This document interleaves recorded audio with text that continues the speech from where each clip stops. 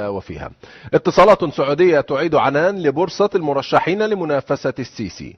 كشفت مصادر مصرية مقربة من الفريق المصري سامي عنان إن دوائر سعودية بارزة جددت اتصالاتها به أخيرا على واقع الخلاف المصري السعودي الأخير، مع العلم أن عنان كان رئيس أركان حرب القوات المسلحة الأسبق ونائبا لرئيس المجلس العسكري خلال الفترة الانتقالية التي عقبت ثورة 25 من يناير.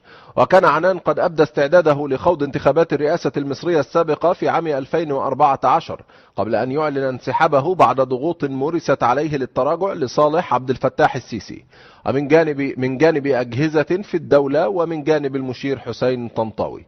وأوضحت المصادر التي تحدثت مع صحيفة العرب الجديد إن دوائر سعودية بدأت التحرك لدعم مرشح رئاسي مصري قبل انتخابات عام 2018 حيث تنتهي ولاية عبد الفتاح السيسي الأولى، مؤكدة إن الأمر يأتي في إطار الأزمة التي تشهدها العلاقات بين مصر والسعودية في أعقاب تصويت مصر بمجلس الأمن على قرار روسي يتعارض مع الموقف السعودي. وأوضحت مصادر بالجماعة الإسلامية كانت قد تواصلت مع عنان عندما أعلن نيته الترشح لانتخابات الرئاسة الماضية عدم معارضتها ترشيح الرجل. نناقش هذه القضية وأبعادها بعد تقرير الزميل محمود شعبان. ثمة اتصالات تجريها الرياض وفقا لتسريبات صحفية طيلة الفترة الماضية مع الجنرال المتقاعد سامي عنان، والذي كان له دور كبير في فترة الحكم العسكري إبان ثورة يناير من أجل التجهيز لاستبداله بعبد الفتاح السيسي. لا ريب في دور الرياض المحوري في إخراج المشهد الرئاسي في القاهرة، وهي التي دعمت الجيش المصري بقوة المال تارة وبالتقاعس عن دعم الرئيس محمد مرسي تارة أخرى، وذلك للانقلاب عليه، وقد كان لها ما أرادت.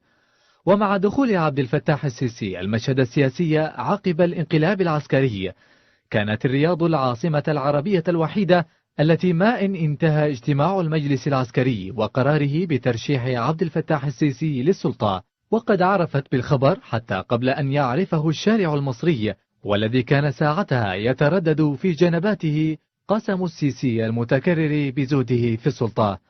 اليوم وبعد حالة الخذلان المتعمدة من جانب السيسي لحليفته القوية السعودية ووقوفه بجوار روسيا تارة وتواصله مع العدو اللدود للرياض إيران، تسعى السعودية جاهدة لاستبداله بجنرال عسكري آخر أقل وطأة منه. ومع تفاقم الوضع السياسي في مصر وعجز سلطة السيسي عن مجاراة تداعيات انهيار الجنيه المصري، كثر الحديث داخليا وإقليميا عن ضرورة إجلاء السيسي من المشهد الرئاسي في مصر تماما. في المقابل ومع تعالي أصوات التظاهرات ضد السلطة، ينبغي السيسي باستخدام سلاح التهديد بنزول الجيش من أجل قذف الخوف في قلوب مناوئيه، وأن مصيرهم كمصير نظرائهم من الإخوان في الماضي القريب. الجدير بالذكر أننا تواصلنا فريق عمل البرنامج مع الفريق سامي عنان صباح اليوم بعد نشر هذا التقرير، ورفض الفريق سامي عنان رئيس أركان القوات المسلحة المصرية الأسبق التعليق على مثل هذه التقارير. دعوني يرحب بضيفي معي عبر الأقمار الصناعية من الدوحة الكاتب الصحفي المصري عبد الحميد قطب. أهلا بك معنا سيد عبد الحميد. أهلا بحضرتك يا دكتور. نعم، ماذا يمثل لك إعادة نشر مثل هذه الأخبار أن هناك وساطة سعودية مع الفريق سامي عنان من أجل الدفع به كمرشح لرئاسة الجمهورية في انتخابات 2018؟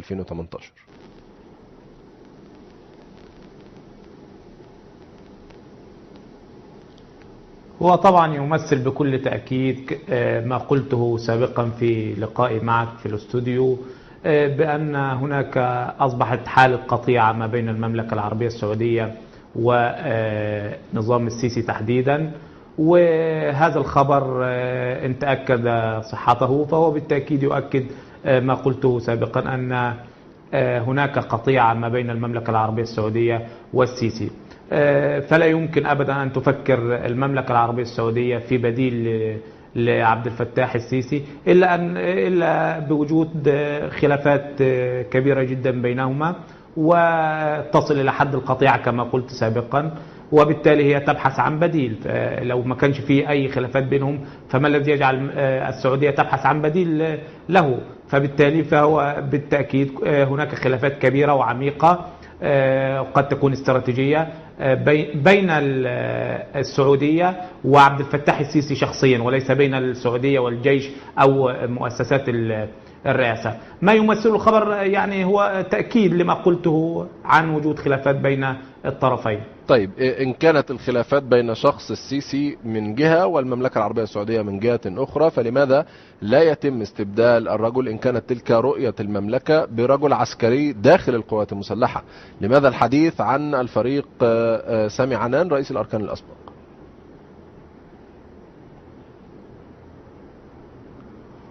والله أعتقد أن طبعا أكيد في تفكير جدي في هذا الأمر باستبداله. طبعا يعني إحنا لو اتفقنا أن المملكة العربية السعودية تنوي أو تعتزم أنها تستبدل السيسي، أو أنها تفضل التعامل مع شخص غير عبد الفتاح السيسي، لأن طبعا أكيد القرار كلية ليس في يد المملكة العربية السعودية، ولكن نقول يعني أنها تفضل التعامل مع شخص غير عبد الفتاح السيسي، فهي ستختار أكيد شخصية عسكرية تتوافق مع الوضع الحالي والدور اللي بتلعبه المملكة العربية السعودية وحجم المخاطر اللي بتتحدى المنطقة والمملكة العربية السعودية. فبالتالي بكل تأكيد هيكون خيارها أنها تتعامل مع شخصية عسكرية. إن لم يكن هناك شخصية عسكرية فسيكون طبعا بالتالي شخصية محسوبة قد تكون على النظام القديم.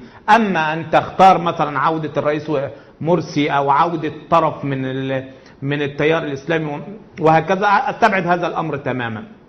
طيب، اختيارها للفريق سامي عنان أعتقد أن في علاقات. دعني أوضح بس هذا الأمر. أعتقد أن المملكة العربية السعودية والفريق سامي عنان يعني هناك علاقات بينهما سابقة أيام ما كان هو رئيس الأركان، وبعد ذلك بعد 25 يناير، وأيضا هو الرجل يعني قد يكون في فترة معينة كان ضمانة بالنسبة للسعودية في عدم يعني تصدير ثورة 25 يناير لدول خليجية. طيب، سأعود إليك سيد عبد الحميد قطب، أرجو أن تبقى معي. نعم، سأعود إليك مرة أخرى. انضم إلي عبر الهاتف الدكتور أنور عشقي، رئيس مركز دراسات الشرق الأوسط للدراسات الاستراتيجية والقانونية. أهلا بك معنا دكتور.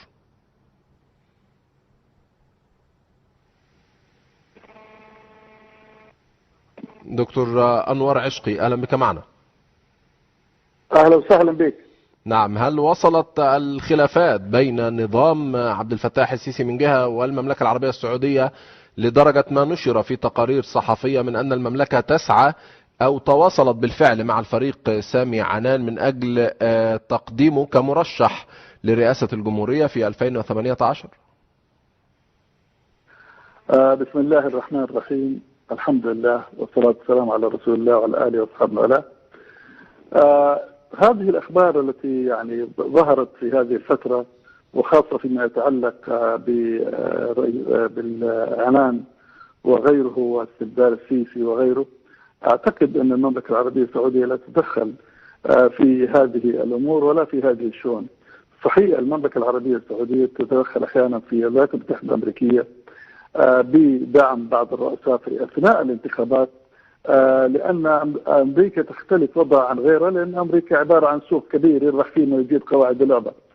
أما في مصر فلا أعتقد أن المملكة العربية السعودية تتدخل، لكن المملكة العربية السعودية ترى بأن السيسي في هذه الفترة يكون هو الأنسب بالنسبة لمصر، لأن السيسي طبعا يقود هذه المرحلة بعد الاضطرابات التي حدثت في مصر والخسائر عن في مصر. هذه كلها تعطلت وحدث تصدع في الاقتصاد والمجتمع وغيره.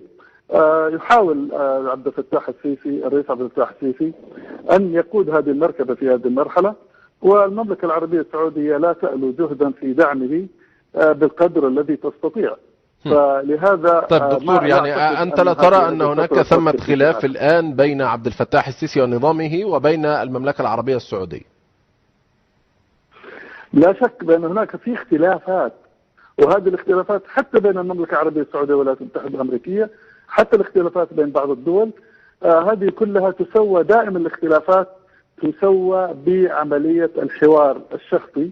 وأما الخلافات فهذه هي التي تكون في النفوس، لأن هناك فرق بين الخلاف والاختلاف، ولكن لم تصل حدة الاختلافات بين المملكة العربية السعودية ومصر إلى درجة التصدع أو القطيعة، لأن العلاقة الأساسية هي بين المملكة العربية السعودية ومصر، وليست بين المملكة العربية السعودية والرؤساء. بدليل طيب، تحدثت أن أن المملكة العربية السعودية لا تتدخل في شؤون الآخرين، ولكن لا يخفى على أحد أن المملكة العربية السعودية في عهد الملك عبد الله قد دعمت عبد الفتاح السيسي ونظامه بشكل كبير بعد إسقاط نظام الإخوان المسلمين. دعمته ماليا ولوجستيا وسياسيا وكل كثير من التدخل من المملكة العربية السعودية من أجل حماية مصالحها. هناك فرق بين الدعم والتدخل. المملكة العربية السعودية أيضا دعمت الرئيس مرسي حينما كان هو المسؤول في مصر، ودعمته المملكة العربية السعودية اقتصاديا وفي مواقف عدة، ولكن حينما بدأت مصر تدخل في نفق الحرب الأهلية ووجدت المملكة أن دعم السيسي في هذه الفترة يكون هو أنجى لمصر من الأزمات التي قد تحدث في مصر، والمملكة دعمتها ماليا. والدعم غير التدخل. التدخل حينما نتدخل في خصوصياتهم السياسية، أما الدعم فهذا يكون بمساعدتهم على تحقيق الاستقرار. ابقى معي دكتور أنور، سأعود إليك مرة أخرى. سيد عبد الحميد، بالتأكيد استمعت إلى ما قاله السيد أنور عشقي، والحديث هنا أن المملكة العربية السعودية لا زالت ترى أن عبد الفتاح السيسي هو رجل هذه المرحلة، ويعني الرجل أعطى استقرارا بشكل ما بعد اضطراب الأوضاع مصر. ما تعليق؟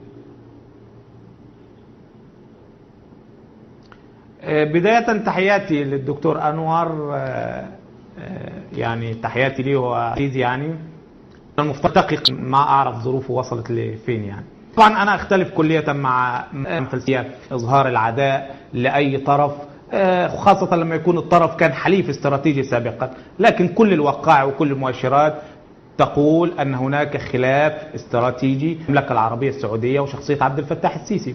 وإن كانت المملكة العربية السعودية تبحث عن بديل فهذا أمر متوقع، وهذا أمر قد يكون مقبول. هناك تحفظ على هذه لكن فرص الجزئية، إن هي السيد عبد الحميد. بديل أو نعم، هناك تحفظ على هذه الجزئية تحديدا فيما قاله السيد أنور عشقي، وفيما يقول الكثير أيضا من المراقبين في المملكة العربية السعودية. نحن لا نتدخل في سؤال على سدة الرأسة.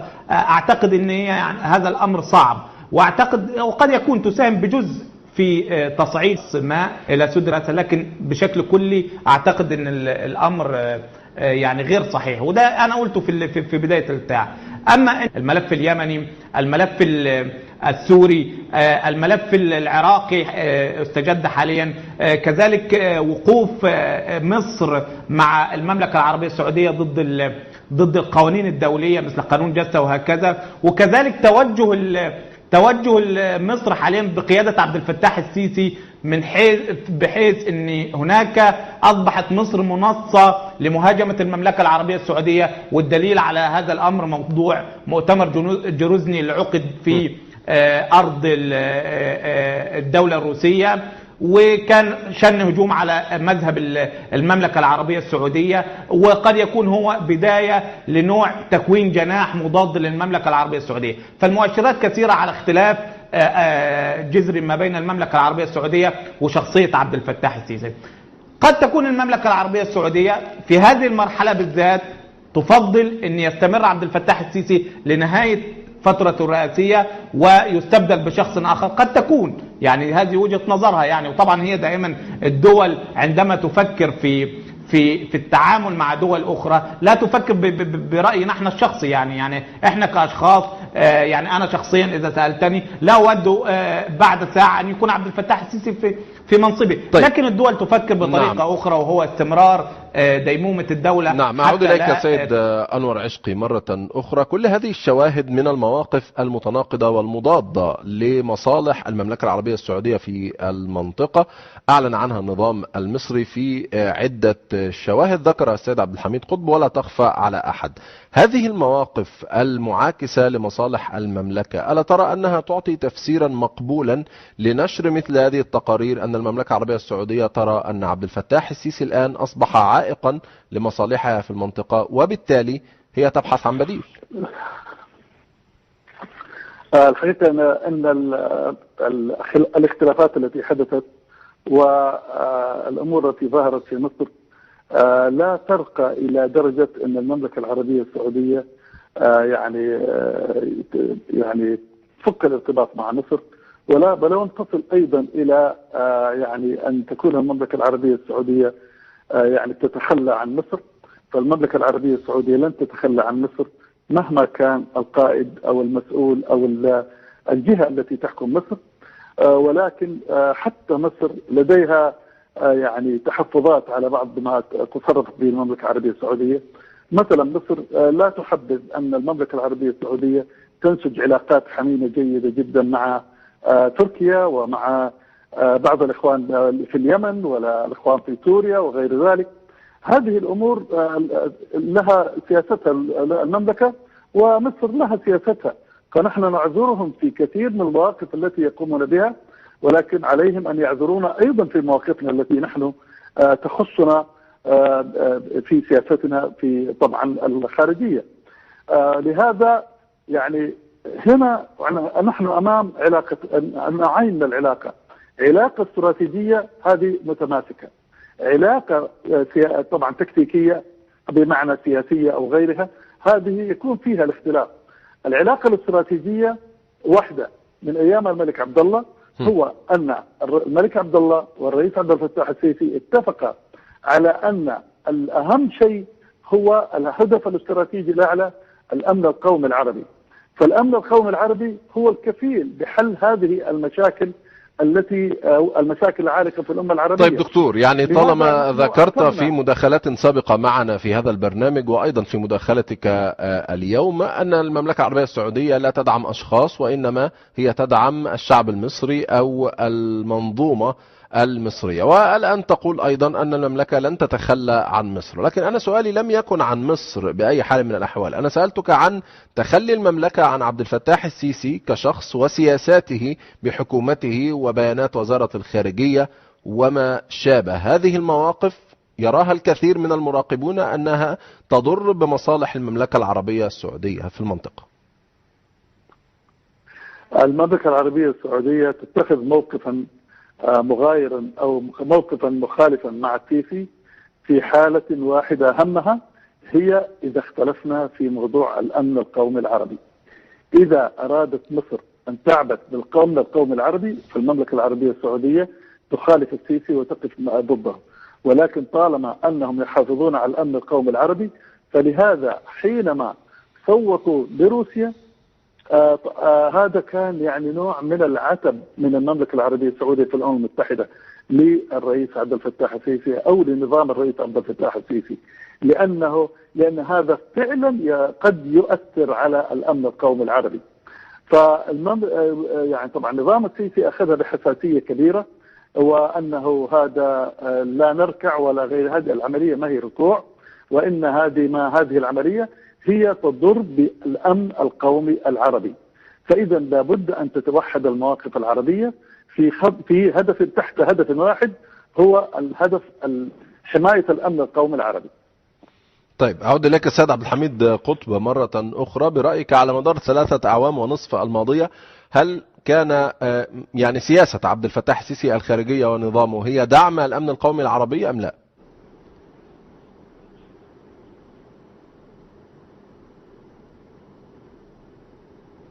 يعني هو الأمن القومي العربي طبعا لا طبعا، يعني بالعكس هو ساهم بشكل رئيسي في زعزعة الأمن القومي العربي. والمثال واضح، هو الآن يدعم جماعة الحوثي في اليمن، يدعم حكومة العبادي الطائفية بين قوسين في العراق، يدعم النظام السوري الذي يقتل الشعب السوري في سوريا، والذي أدخل إيران المهدد الرئيسي بوجهة نظر المملكة العربية السعودية للأمن القومي العربي، كل هؤلاء يدعمهم عبد الفتاح السيسي. فبالتالي هو لم يكن أبدا داعما للأمن القومي العربي ولا محافظا على الأمن القومي العربي، بل بالعكس كان مزعزعا باستراتيجيته وسياسته للأمن القومي العربي. يعني أنا أقول للدكتور أنور يعني دعك من التحفظ على توجهات المملكة ضد عبد الفتاح السيسي، فنحن نعلم تماما أن علاقة المملكة العربية السعودية بمصر علاقة استراتيجية. وإذا قلنا علاقة المملكة العربية السعودية بمصر فهي علاقة ما بين مؤسسات الدولة وليس بشخص عبد الفتاح السيسي. فعبد الفتاح السيسي أعتقد بكل المقاييس دوليا وإقليميا أصبح يعني من الماضي. يعني هو عبد الفتاح السيسي وهو الآن يعيش بالتنفس الصناعي سواء شعبيا أو إقليميا أو دوليا، والكل يعلم هذا الأمر يعني. فبالتالي إن يكون في رهان على عبد الفتاح السيسي فأعتقد أنه هو يكون رهان خاسر. وأنا أعلم تماما أن المملكة العربية السعودية لا تراهن على عبد الفتاح السيسي ولكن تراهن على الدولة المصرية يعني. وهذا أمر يعني قد يكون في قرارات نفسها قد يكون صحيح يعني.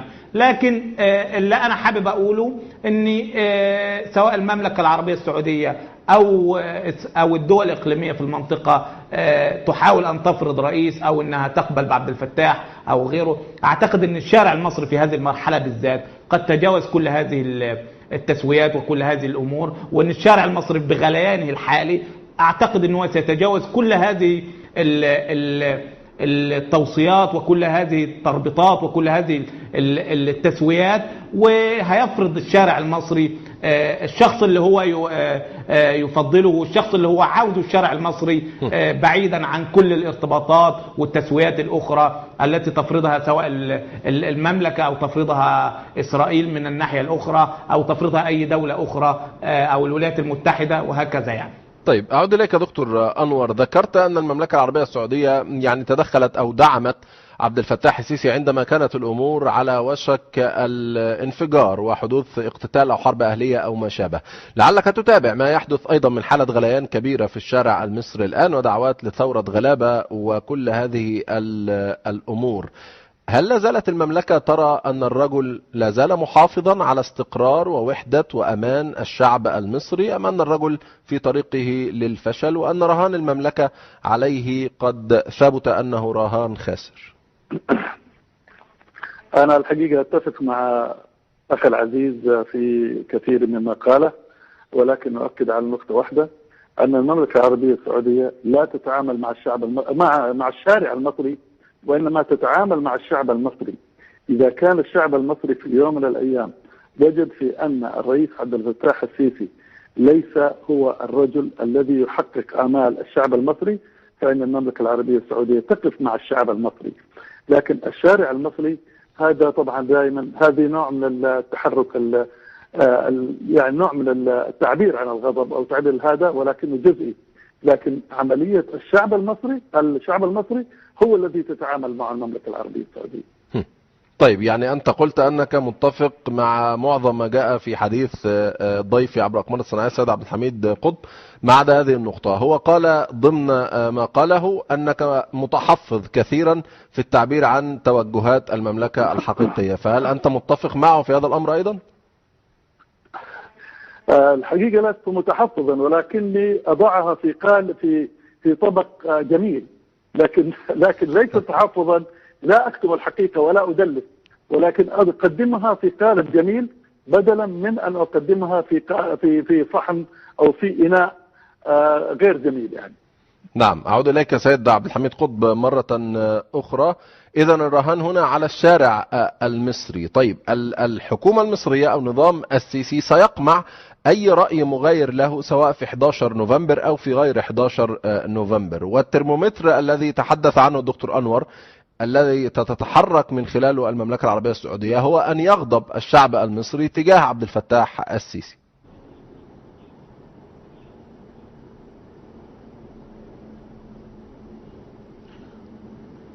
يعني طبعا واضح عيانا بيانا أن يعني لهجة الدكتور أنا أحييه طبعا يعني وأقدر يعني موقفه.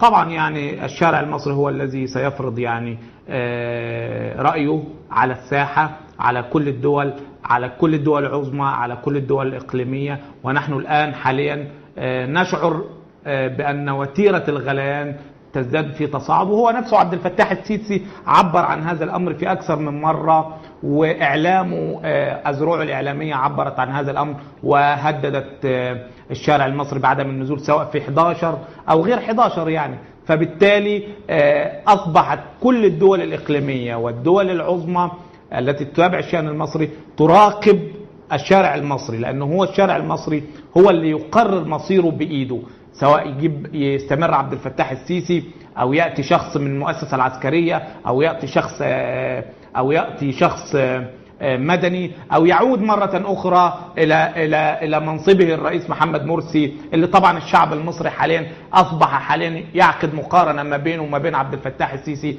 وأصبح بالنسبة للشارع المصري إن شتان ما بين محمد مرسي اللي وفر لهم بإمكانيات قليلة جدا جدا جدا، يعني لم يكن معه أي مؤسسات من مؤسسات الدولة عكس عبد الفتاح السيسي، ومع ذلك وفر لهم الاستقرار، وفر لهم السلع الغذائية، وفر لهم سعر الاحتياطي في البنك المركزي، وفر لهم سعر الدولار اللي تجاوز حاليا 16 جنيه. فبالتالي الشارع المصري بيعقد مقارنة بين عبد الفتاح السيسي وما بين الرئيس مرسي. اعتقد ان قطاع كبير حاليا من الشعب المصري ابتدى يعني ينحاز الى الرئيس مرسي والى عودة مرسي. ولكن ايضا بعيدا عن ان احنا نعقد مقارنات، اعتقد ان الشعب المصري حاليا هو اللي بايده القرار، ليس بيد المملكة العربية السعودية وليس بيد اسرائيل، وان كانت اسرائيل شخصيا هي الوحيدة التي تصر على بقاء عبد الفتاح السيسي. وأن القرار المصري حاليا في يد تل أبيب وليس في يد أي دولة أخرى في المنطقة. لا بيد شكرا جزيلا ضيفي عبر الأقمار الصناعية عبد الحميد قطب الكاتب الصحفي المصري. كما أشكرك ضيفي عبر الهاتف من الرياض الدكتور أنور عشقي رئيس مركز الشرق الأوسط للدراسات الاستراتيجية والقانونية.